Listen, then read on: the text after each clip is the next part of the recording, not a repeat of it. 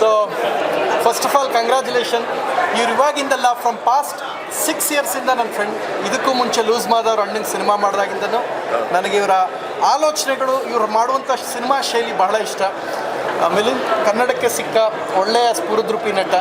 ಯಾವಾಗಲೂ ಎಲ್ಲ ಹೇಳ್ತಿದ್ರು ಹೈಟ್ ಇದ್ದಾರೆ, ವೆಯ್ಟ್ ಇದ್ದಾರೆ, ಎಲ್ಲ ಸಂತೋಷ. ಜೊತೆಗೆ ಈ ಸಿನಿಮಾಗೆ ಅಶ್ವಿನಿ ಮೇಡಮ್ ಪ್ರತಿ ಹಂತದಲ್ಲಿ ಜೊತೆಲಿದ್ದಾರೆ.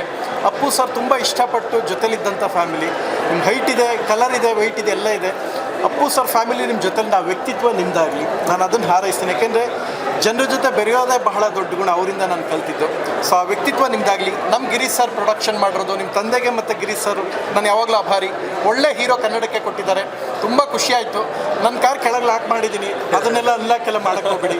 ಬಿಕಾಸ್ ಈಗಷ್ಟು ತುಂಬ ಕಷ್ಟಪಟ್ಟು ಧರ್ಮ ತಗೊಂಡಿರೋದು, ನಾನು ಸಾಲಗಿಲ್ಲ ಮಾಡಿಸಿ ಕಾರ್ ತಗೊಂಡಿದ್ದೀನಿ, ನೀವು ಅನ್ಲಾಕ್ ಮಾಡ್ಕೊ ಎತ್ಕೊಟ್ಟಾಗೋದು ಇವೆಲ್ಲ ಮಾಡಬೇಡಿ. ರಚಿಲ್ ಬಗ್ಗೆ ನಾನು ಒಂದು ಮಾತಾಡ್ಬೇಕು. ರಚಿಲ್ ಈ ಕಡೆ ಬನ್ನಿ ಒಂದು ಸ್ವಲ್ಪ. ಇವ್ರದ್ದು ನಂದು ಒಂದೇ, ಏನು ಅಂದರೆ ಹೇಳ್ತೀನಿ ಲೆಟ್ ಮಿ ಕಂಪ್ಲೀಟ್.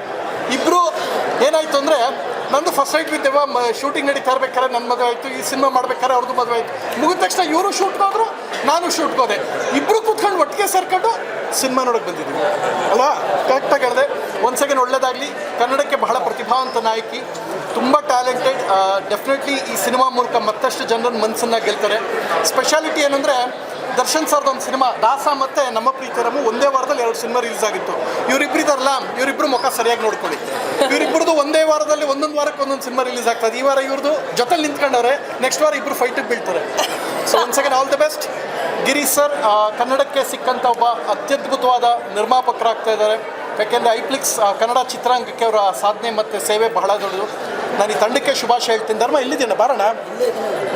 ಆಮೇಲೆ ಧರ್ಮಣ್ಣ ತುಂಬ ಖುಷಿಯಾಗುತ್ತೆ. ನನ್ನ ಸ್ನೇಹಿತರು, ಈಸ್ ಲೈಕ್ ಮೈ ಬ್ರದರ್. ಒಳ್ಳೆ ಎಂಟರ್ಟೈನರ್, ಕನ್ನಡಕ್ಕೆ ಸಿಕ್ಕ ಒಬ್ಬ ಅತ್ಯದ್ಭುತ ಹಾಸ್ಯ ನಟರವರು.